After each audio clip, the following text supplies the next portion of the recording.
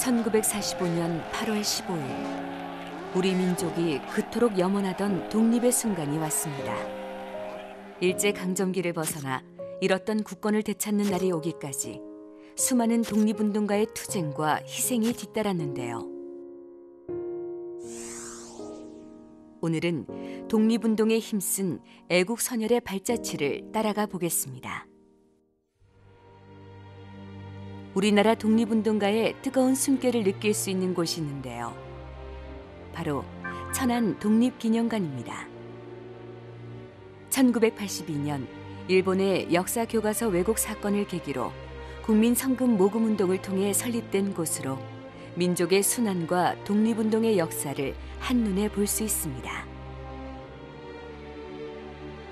전시관은 독립운동가가 남긴 각종 유품과 일제의 고문 현장 등을 기록한 사진과 각종 모형이 전시되어 있어 애국지사의 이야기를 더욱 생생하게 전달하고 있습니다. 그 중에는 김좌진 장군이 승리로 이끈 청산리 대첩도 있습니다. 1920년 10월 김좌진 장군이 지휘한 북로 군정서군과 홍범도 장군이 이끈 대한독립군 등이 중국 청산리 일대에서 6일 동안 일본군과 10여 차례에 걸쳐 치열하게 싸워 대승을 거둔 전투입니다.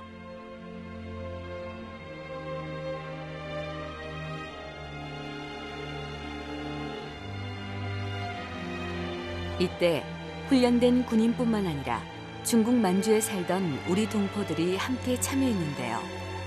부상병을 치료하고 주먹밥을 나르는 등 우리 동포들의 지원이 큰 힘이 되었다고 합니다. 무엇보다 전투를 성공적으로 이끈 데에는 김좌진 장군의 공이 컸는데요. 유복한 집안에서 태어났지만 현실에 안주하지 않고 오직 나라만을 위해 살아온 독립운동가였습니다. 1889년 충청남도 홍성군 양반집에서 태어난 김좌진 장군. 그는 어렸을 때부터 글 공부보다는 활쏘기와 말타기 등 무예 훈련을 즐겼다고 합니다.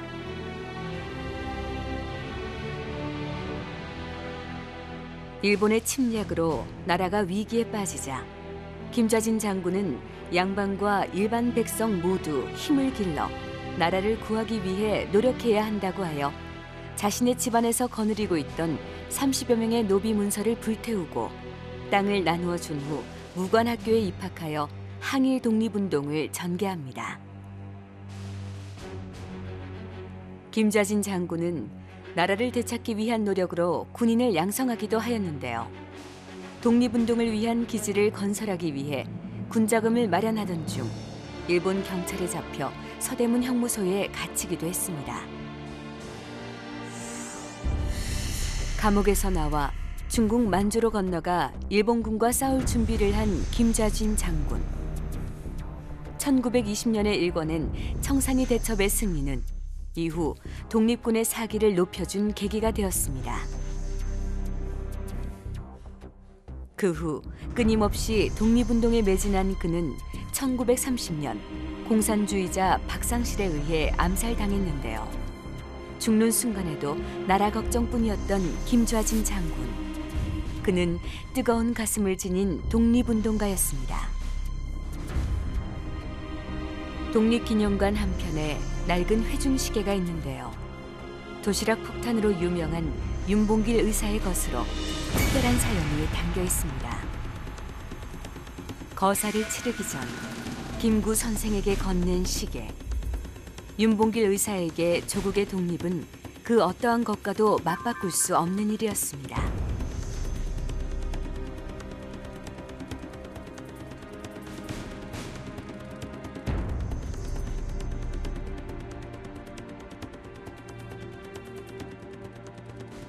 (1932년 4월 29일) 상하이 훈코우 공원에서 일본 왕의 생일이자 상하이 침략 승리를 기념하는 행사가 열린 날.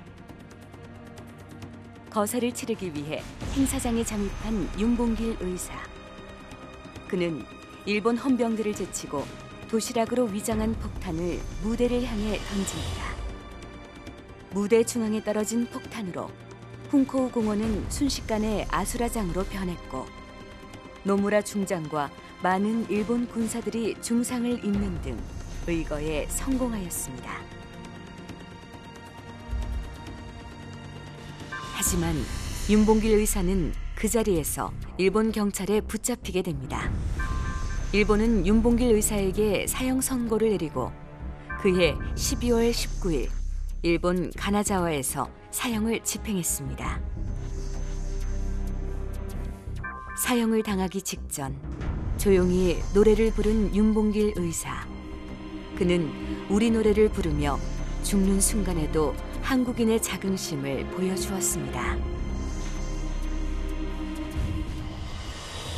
윤봉길 의사의 의거 성공으로 우리 민족의 독립의지는 전 세계에 알려지게 되었고 꺾였던 독립군의 사기도 되살아납니다. 1945년 8월 15일 우리나라는 끈질긴 투쟁 끝에 드디어 광복을 맞이하게 됩니다.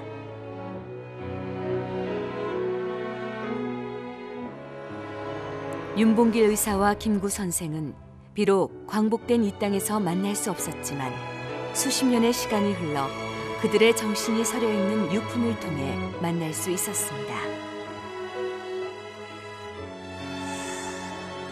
자주 독립을 외쳤던 우리 선조들. 그들이 부여잡은 태극기에는 독립을 갈망한 뜨거운 숨결과 숭고한 마음이 담겨 있습니다.